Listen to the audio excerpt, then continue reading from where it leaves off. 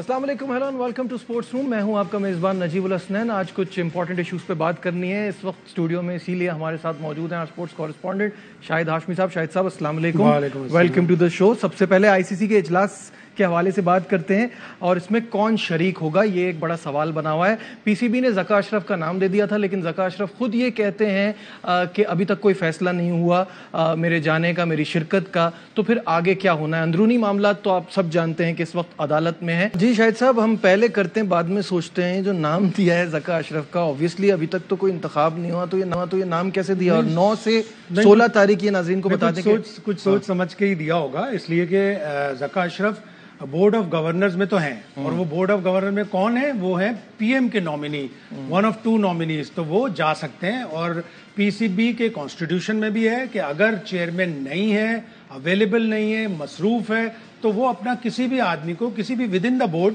अपने नॉमिनी को भेज सकता है कि जी आप मेरी जगह पे आईसीसी की मीटिंग में। तो फिर कायम चेयरमैन का फिर क्या फायदा हुआ? आईसीसी की मीटिंग में भी आईसीसी का जो चार्टर है, आईसीसी का जो कॉन्स्टिट्यूशन है, उसमें भी है कि अगर चेयरमैन किसी वजह से नहीं आ सकता तो वो अपना कोई नहीं भेज सकता है। और एज फार एज निगरान चेयरमैन की बात है, वो एम्प्लॉय है क्रिकेट बोर्ड का, वो पार्ट, मतलब वो हिस्सा इस तरह से नहीं है। वो एक इलेक्शन कमिश्नर है, वो सिर्फ इलेक्शन करवा सकता है, तो उसका राइट नहीं बनता, इसलिए चेयरमैन ही जाएंगे। मुमकिन है चेयरमैन और बोर्ड ऑफ गवर्नर के मेंबर 1-2 दिन लगेंगे। हाँ, उनके ऊपर जो अदालती पटिशन है दाखिल हैं, उनमें से शायद एक पेशावर की ऐसी है कि जिसमें उनकी तालीमी काबिलियत के ऊपर, तो वहाँ पे वो जमा करा देंगे कि ये कहेंगे जी बोर्ड ऑफ गवर्नर के जाना ज़का अशरफ साहब नहीं है, जाना ज़का अशरफ साहब नहीं है 100%। और ये इजलास में आपके ख्याल में किन चीज़ों पे बात होगी इस वक्त, और उसमें अब भी पाकिस्तान का मौक़िफ़ क्या होगा? बहुत सारा एजेंडा है, ज़ाहिर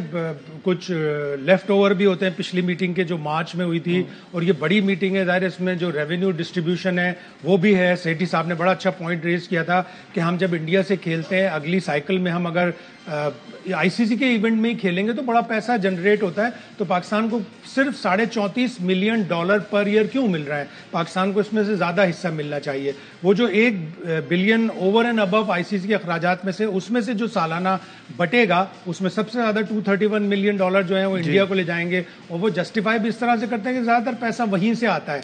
गो कि उसके ऊपर बड़ी डिबेट हुई है कि उस मुल्क में जहां से पैसा आ रहा है, जहां पैसा ऑलरेडी मौजूद है, वहीं वापस 231 मिलियन दे रहे हैं, और सारे एसोसिएट्स जो 94 एसोसिएट्स हैं उनके लिए 67.16 मिलियन। ये तो बहुत ही कम है। अभी आप देख रहे हैं क्वालिफाइंग राउंड में स्कॉटलैंड कितना अच्छा कर रही है, नेदरलैंड ने कितना अच्छा किया है, ओमान ने इंप्रेस किया है, नेपाल ने इंप्रेस किया है, आयरलैंड ने थोड़ा सा मायूस किया, लेकिन ओवरऑल एसोसिएट्स भी इंप्रूव कर रहे हैं। जब तक आप उनको पैसे नहीं देंगे तो ये एसोसिएट्स भी इस मामले को उठाएंगे, पाकिस्तान भी इस मामले को उठाएगा। फ्यूचर टूर प्रोग्राम्स हैं, पाकिस्तान इंडिया का डिसीजन है, एशिया कप के बाद जो वर्ल्ड कप में सारी चीजें आई है, ये सारी चीजें, और इसी की साइड लाइन पर अहम टॉपिक हैं, इसी की बोर्ड की साइड लाइन पर एसीसी की ऑफिशियल्स भी मिल सकते हैं, इसलिए कि अभी तक हमें एशिया कप का मैच शेड्यूल नहीं मिला। अगर जुम्मे तक एशिया कप का शेड्यूल नहीं आया, मैच शेड्यूल, तो फिर ये आईसीसी की बोर्ड मीटिंग की साइड लाइंस पर जो एशिया के मेंबर्स हैं, श्रीलंका, पाकिस्तान, बांग्लादेश, अफगानिस्तान, ये डिसाइड करेंगे और वो बताएंगे कि जी मैच शेड्यूल बना लें, आप आज ही बैठ जाएं होटल में और बना के और सैंडविच खा के घर जाएं। बिल्कुल, फिर ये इसके लिए जरूरी है कि हमारी रिप्रेजेंटेशन सही तरीके से हो, क्योंकि बड़ी अहम चीजों पे बात होनी है। इंस्टीट्यूशन के एक सलमान नसीर साहब हैं जो अच्छे नॉलेजेबल आदमी है, पढ़े लिखे आदमी है, वो जाएंगे, वो सब बताएंगे, उनको सारा ज़ाहिर उन्होंने अपना होमवर्क किया होगा, वो जाएंगे तो वो बताएंगे और फिर वो इसी तरह रेस करेंगे, और जाहिर है वो ब्रीफ भी करेंगे चेयरमैन को। जो याद है जब पहली दफ़ा 2013 में नजम सेठी आए थे और विद इन 2 वीक्स उनको जाना था आईसीसी की मीटिंग में, तो सुभान उनके साथ गए थे, सुभान अहमद बड़े अच्छे थे, हमें तो अफसोस होता है वो कहाँ चले गए पाकिस्तान क्रिकेट बोर्ड छोड़ के। वो गए थे और उन्होंने पूरा साथ में उनको ऑन फ्लाइट भी और सब ब्रीफ किया था। चेयरमैन को ब्रीफ करना पड़ता है, जाहिर है चेयरमैन अब ये नए आएंगे, जाहिर इनको 3-4 साल 5 साल का जो भी सिलसिला है वो नहीं पता, वो ब्रीफ करेंगे सलमान नसीर। बिल्कुल सही है। और क्योंकि इससे पहले कि हम पे वनडे क्रिकेट का बुखार चढ़ जाए और हम एशिया कप और वर्ल्ड कप में बिल्कुल खो जाएं, थोड़ी सी बात हम टेस्ट साइकिल के हवाले से भी कर लेते हैं। This is the 3rd ICC test championship cycle, और इसमें जो है वो पाकिस्तान ने, हम सबको पता है कि 6 सीरीज़ खेलनी है, 3 जो है वो होम है, जिसमें इंग्लैंड, वेस्ट इंडीज, बांग्लादेश है, और 3 अवे है, श्रीलंका, ऑस्ट्रेलिया और जनूबी अफ्रीका। तो पहला मार्का जो है वो श्रीलंका से, और वो अब आपको पता है कि उसमें कुछ ही दिन बाकी रह गए। जी शाहिद साहब, ये बड़ा इंपॉर्टेंट है कि इस साइकिल को हम डिस्कस करें, और ऑब्वियसली इसके एंड में हम श्रीलंका पे आएंगे और वो उसकी तैयारियों के हवाले से बात करेंगे। होम में अगर हम देखें तो इंग्लैंड जिस तरह से क्रिकेट खेल रहा है और जो उनकी अप्रोच है टूवर्ड्स टेस्ट क्रिकेट, वो बड़ी ही जबरदस्त है। हमें उनका मुकाबला करना होम में बड़ा मुश्किल होगा। और जहां अवे की बात है, ऑस्ट्रेलिया हमेशा हमारे लिए नाइटमेयर साबित होता है, और दूसरा साउथ अफ्रीका पे भी हमें मजे की कंडीशन नहीं मिलती। तो इन मैचेस को कैसा देखा? पहला जो साइकिल था रिलेटिवली थोड़ा टफ था पाकिस्तान के लिए, उसमें पाकिस्तान 5वें नंबर पे आया। दूसरा जो हम समझ रहे थे कि रिलेटिवली आसान होगा, उसमें पाकिस्तान 7वां आया। 3-0 हार गए इंग्लैंड से होम में, 1-0 हार गए ऑस्ट्रेलिया से होम में। जो हमारी होम की अच्छी सीरीज थी वो हम नहीं जीत सके। टेस्ट क्रिकेट वो फॉर्मेट है जिसमें हम सबसे कम इंटरेस्ट लेते हैं, हमने सबसे कम प्रोग्रेस की हुई है। हमारे टेस्ट के 3-4 स्पेशलिस्ट जो थे वो हमने 1-2 सीरीज के बाद निकाल दिए। फवाद को हमने निकाल दिया, फवाद आलम को। मोहम्मद अब्बास पीछे चले गए, हालांकि वो इतने अच्छे बॉलर थे, 90 विकेटें हैं, और वो टेस्ट के बड़े स्पेशलाइज्ड बॉलर थे। फिर हमने यासिर शाह को बिल्कुल भुला दिया। यासिर शाह खुद भी कुछ कम इंटरेस्टेड लग रहा है, पता नहीं वो खेलना चाहता है नहीं चाहता। अभी मेरी उससे थोड़े दिन बात हुई थी ऑफ द रिकॉर्ड, उसने कहा नहीं मैं खेलना चाहता हूं, मुझे कोई जवाब नहीं देता, मुझे कोई सिलेक्शन कमेटी नहीं बताई। भाई जाओ डोमेस्टिक क्रिकेट खेलो, वहां परफॉर्म करो और आउट करो। पिछले सीजन में उसने इतना बुरा नहीं किया था, लेकिन उसकी फिटनेस का प्रॉब्लम था। फिर चीफ सिलेक्टर जो मोहम्मद वसीम थे, उन्होंने बार बार कहा कि उसकी फिटनेस का प्रॉब्लम है। तो हमने 3-4 प्लेयर खो दिए जो हमारे टेस्ट के मैच विनर्स थे। असद शफीक बाहर हो गया टीम से, लेकिन 1-2 लड़के अच्छे भी आए। हमने पहली सीरीज श्रीलंका से खेली, वहां पे भी ऑलमोस्ट यही डेट्स थी। इन डेट्स में हम गए थे, पहला टेस्ट हमने जीत लिया, दूसरा टेस्ट हम हार गए। वेस्ट इंडीज में हम एक टेस्ट मैच हार गए, सिर्फ 1 विकेट से हार गए। जो हमारी अवे सीरीज रिलेटिवली आसान थी वो भी हमने हार दी। तो अब हमारे 2 तो सीरीज बहुत ही मुश्किल है, ऑस्ट्रेलिया से ऑस्ट्रेलिया में, साउथ अफ्रीका से साउथ अफ्रीका में। हम इन दोनों में से दोनों मुल्कों में कभी भी हम जाके सीरीज नहीं जीते। हमने बराबर जरूर की है, लेकिन हम कभी सीरीज नहीं जीते, तो ये टफ होंगी। और फिर होम में हमें इंग्लैंड से खेलना है। इंग्लैंड जिस तरह से क्रिकेट अपनी खेल रहा है, बड़ा मुश्किल हो जाएगा। उन्होंने हमें इतनी हमारी शामत बनाई। तीनों टेस्ट मैचों में हम पहले 2 टेस्ट जीत सकते थे, लेकिन हम पहले दोनों टेस्ट इतने करीब आकर हारे। तो हम रिलेटिवली बेहतर है अगर आप टेस्ट मैच खेलेंगे, जीतेंगे, अलग प्लानिंग से जाना होगा, थोड़ा मुश्किल सीरीज जीतेंगे तो आप फाइनल में जाएंगे। बिल्कुल सही है, इस साइकिल में भी नहीं लग रहा। बिल्कुल सही है। इस पर मजीद बात करेंगे और श्रीलंका सीरीज के हवाले से भी, श्रीलंका टूर के हवाले से भी बात होगी। कहीं मत जाइएगा, विल बी राइट बैक।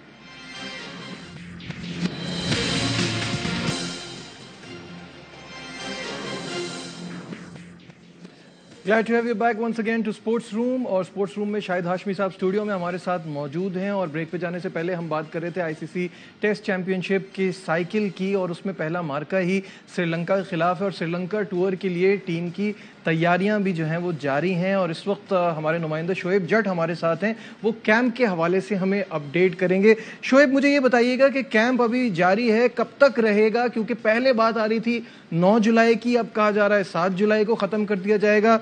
तो क्या अपडेट्स हैं आपके पास?